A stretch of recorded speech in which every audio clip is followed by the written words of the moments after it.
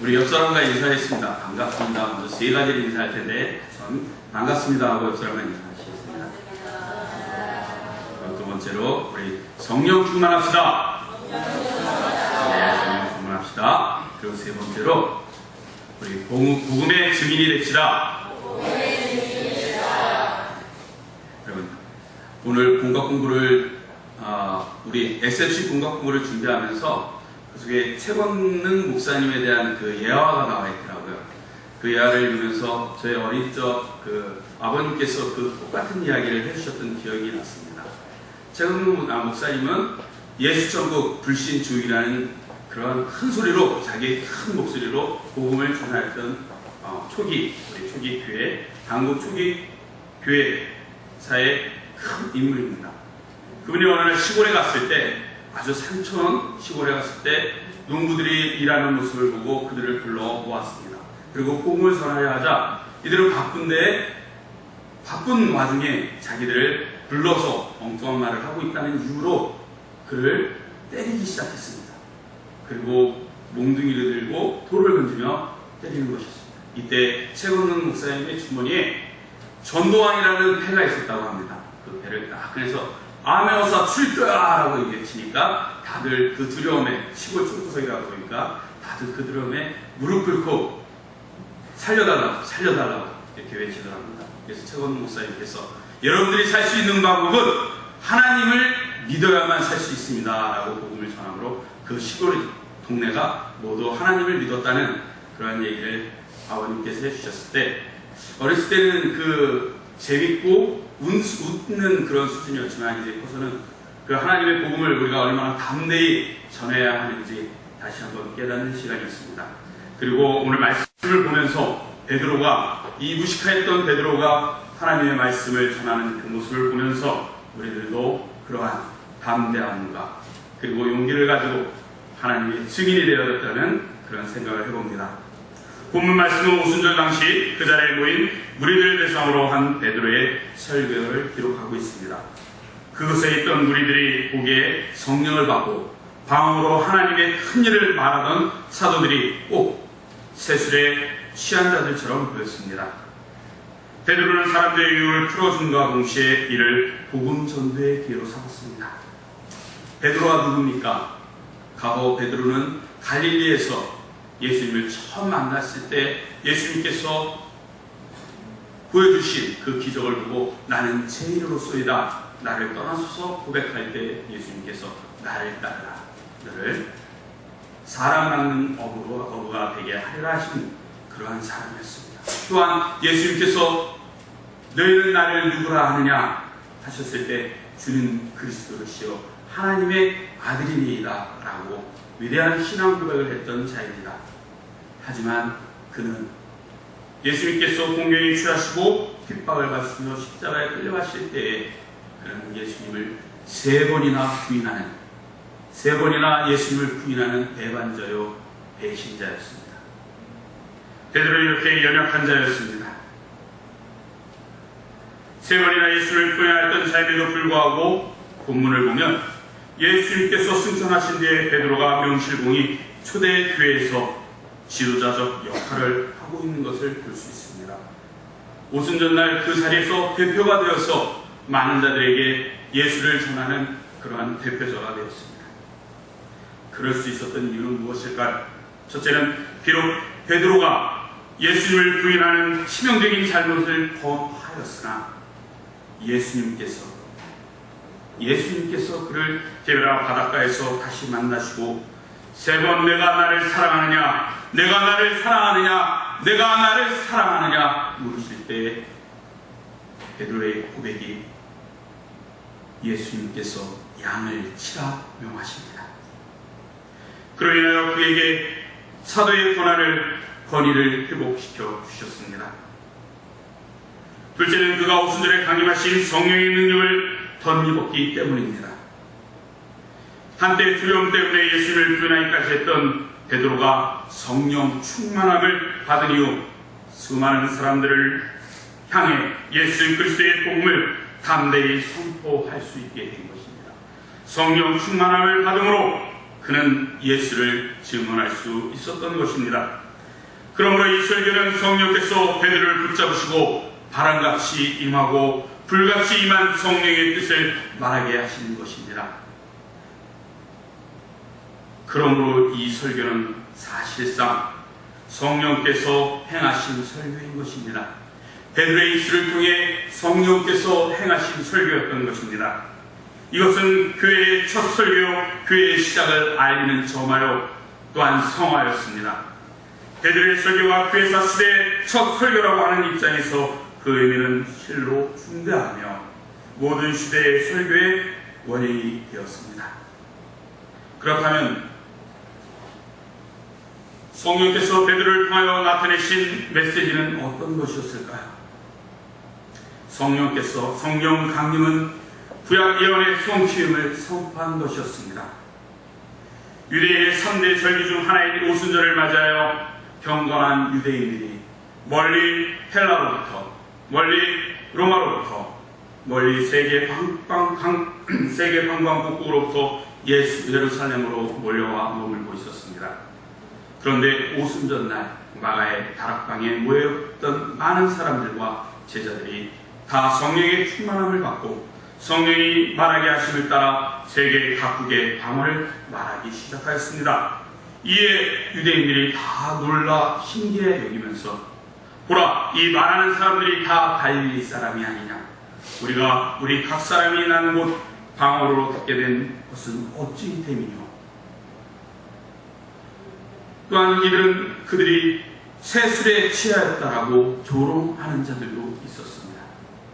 그러자 베드로는 먼저 제자들이 술에 취했다는 조롱하는 사람들을 향하여 외칩니다. 때가 제3시니 너희 생각과 같이 이 사람들이 취한 것이 아니라 라고 증거합니다.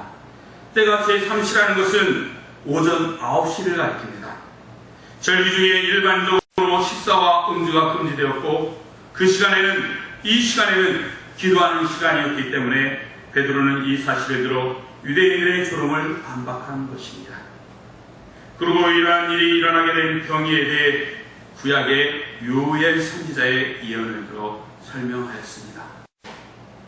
사도행전 본문 17절에서 21절을 보면 하나님이 말씀하시기를 말세에 내가 내 영을 모든 육체에 부어주리니 그때 내가 내 영을 내 남종과 여종들에게 부어주리니 누구든지 주의 이름을 부르는 자는 구원을 받으리라 기록되어 있었습니다. 베드로는 오순절날 성령의 제자들에게 임하는 것은 결코 우연한 일이 아니라 하나님께서 구약 유의 선지자를 통해 미리 예언한 말씀이 성취된 것임을 선포하였습니다.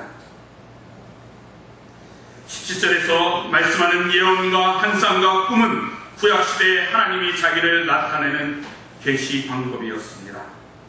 성령시대에 이르러 자녀들은 예언할 것이요 젊은이들은 환상을 보고 늙은이들은 꿈을 꾸리라 하심으로 모든 사람에게 은혜의 선물을 주어주게 된다는 것을, 은혜의 선물들이 주어지게 된다는 사실을 말씀하고 있는 것입니다. 또한 오순절 성령 강림은 하나님 자기 계시의 최종 최후의 부분으로 모든 사람, 모든 교회를 위한 것이었습니다. 19절과 21절을 보면 종날의 날에 일어날 징조와 환난 가운데서 성령의 역사 속에 사는 하나님의 자녀들에게 세상을 이김을 주신다고 말씀하십니다. 세상을 이길 힘은 바로 21절에 누구든지 주의 이름을 부르는 자는 구원을 얻으리라 하신 말씀입니다. 누구든지 주의 이름을 부르는 자는 구원을 얻으리라 말씀하신 것입니다. 성령은 택자들의 마음속에서 주의 이름을 부르게 하고 고백하게 하여 믿음을 발생하게 하는 것입니다. 성령은 택자들의 마음속에서 주의 이름을 부르게 하고 고백하게 하여 믿음을 발생시키는 것입니다. 이러한 베드로의 설교에서 성령의 사건은 신적인 작전이요 구원을 목표하는 것이요 그것이 지금 우리 중에 막 소마되어 출발하였던 것을 선포하는 것입니다. 그리고 베드로는 예수 그리스도를 선포하였습니다. 베드로는 예수 그리스도를 선포하였습니다. 이제 베드로의 설교는 중심 부분으로 이루고 있습니다. 그의 설교는 성령 충만함으로 나타났는데 예수 그리스도를 전하는 것이었습니다. 첫째, 하나님께로부터 오신 예수를 전하였습니다. 곧 성육신하신 하유 강세하신 예수님을 증거하였습니다. 22절을 보면 하나님께서 나사렛 예수로 큰 권능과 기사와 표적을 너희 가운데 베푸사 너희 앞에서 그를 증거하셨느라고 했습니다. 이 말은 하나님으로부터 보냄을 받은 예수께서 33년간 세상에 계실 때에 무죄의 삶으로 하나님의 아들 된 증거를 나타내었다는 것입니다. 소경을 보게 하며 기머거리를 듣게 하고 벙어리를 말하게 하며 문둥이를 깨끗게 하며 죽은 자를 살리신 기적의 삶을 나타내므로 그가 하나님께로부터 보냄받은 하나님의 아들이심을 스스로 증명하셨던 것입니다. 둘째로 베드로는 십자가의 대속의 죽음을 죽으신 예수 그리스도를 증거했습니다. 23절에 그가 하나님이 정하신 뜻과 미리 하신 대로 내어준 바 되었거늘 너희가 법 없는 자들의 손을 빌어 못 박아 죽였으나 라고 했습니다. 예수 그리스도의 십자가의 죽으심은 결코 우연의 산물이 아니라 인류 구속을 위한 하나님의 작정이라고 말하면서 유대인의 죄를 정확하게 지적했습니다. 예수님은 그 십자가의 도를 통해 하나님께 순종하였고 또한 그 순종을 통해 우리를 구원하여 주셨던 것입니다.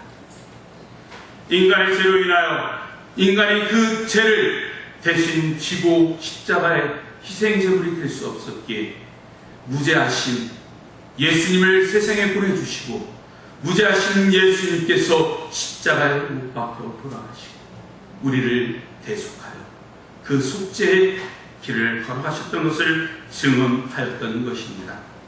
셋째는 부활하신 예수를 증거했습니다. 23절로 32절에서 이 사실을 분명히 밝히고 있습니다. 예수 그리스도의 부활은 하나님 자신께서 사망의 고통에서 풀어 살리신 전능의 행위입니다. 그것은 다윗의 예언에 대한 성취 유도를 했습니다. 부활은 우연히 일어나는 것이 아니라 미리 구약에서 다윗에게 예언되었던 그러한 성취였습니다.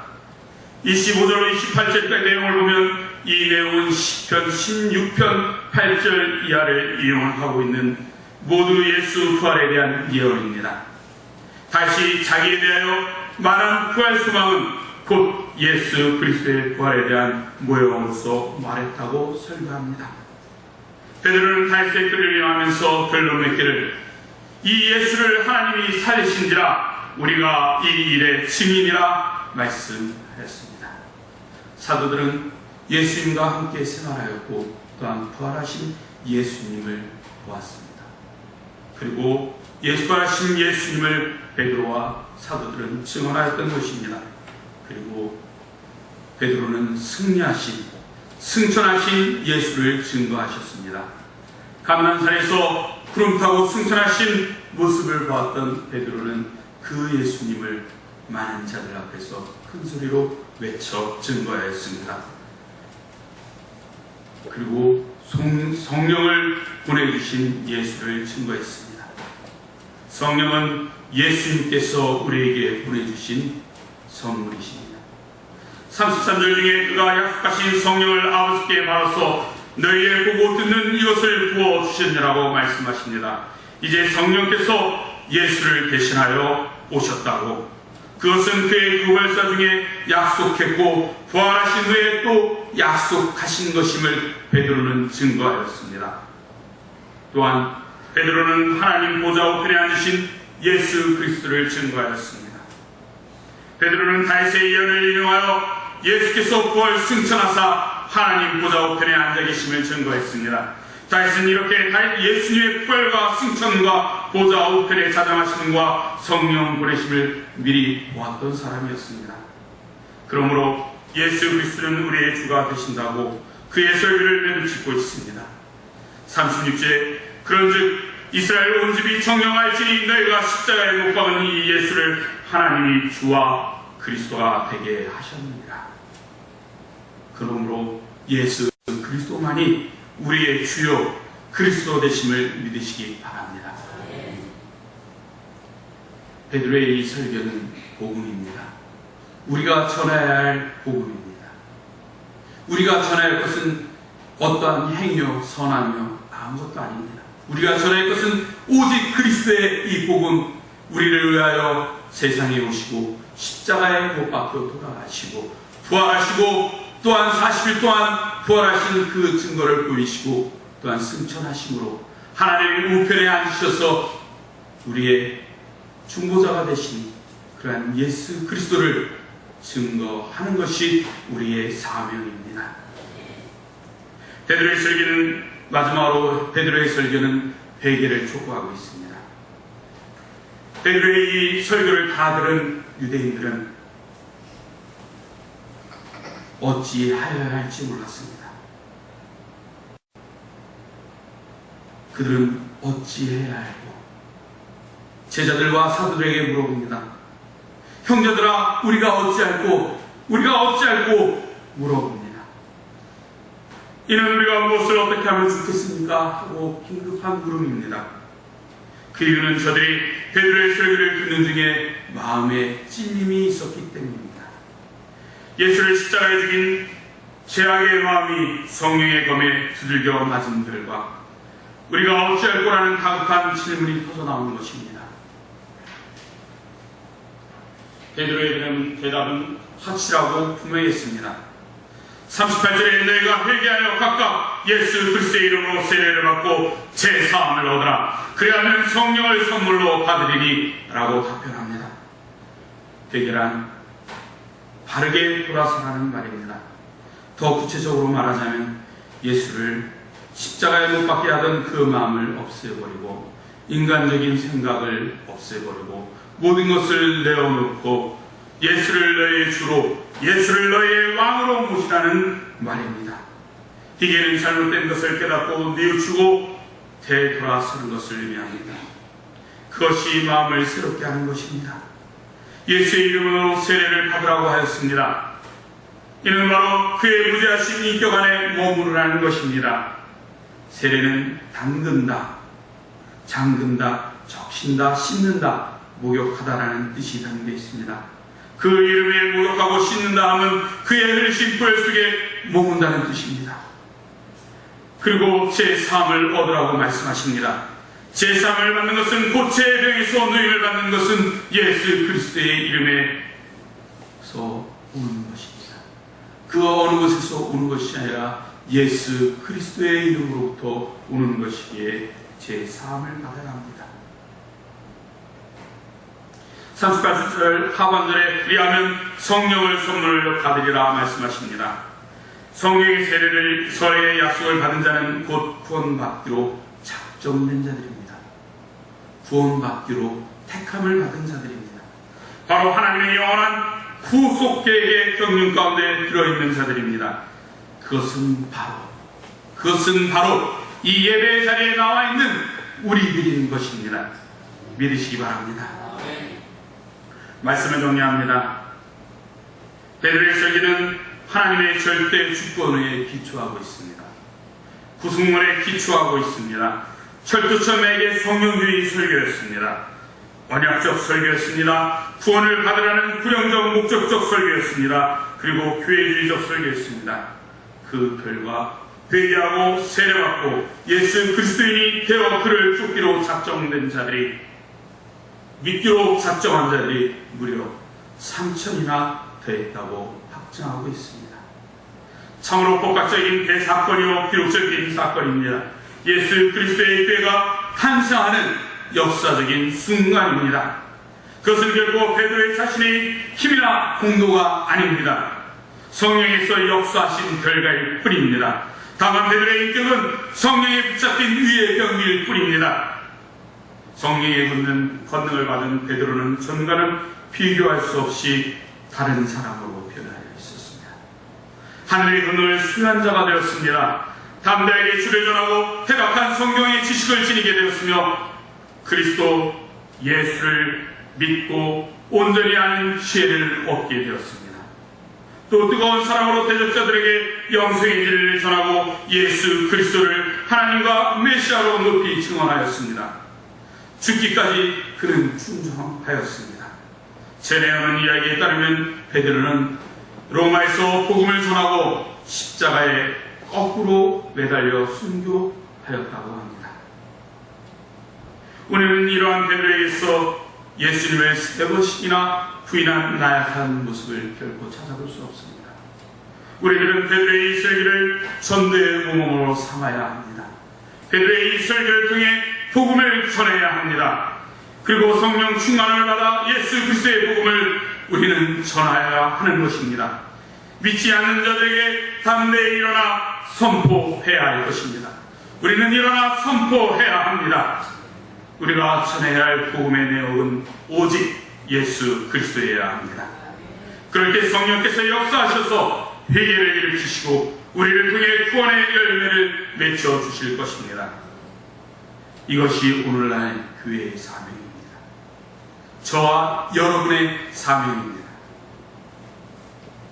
베드로에게 사명을 주신 것처럼 우리에게도 복음의 증인이 되라 명령하십니다. 가까운 믿지 않는 부모, 형제, 자매, 남편, 자녀에게부터 복음을 전해야 할 것입니다. 그리고 이 사명을 완수함을 통해 하나님께 영광 돌리시는 귀한 성도님들 되시기 바랍니다. 아멘. 기도하시겠습니다.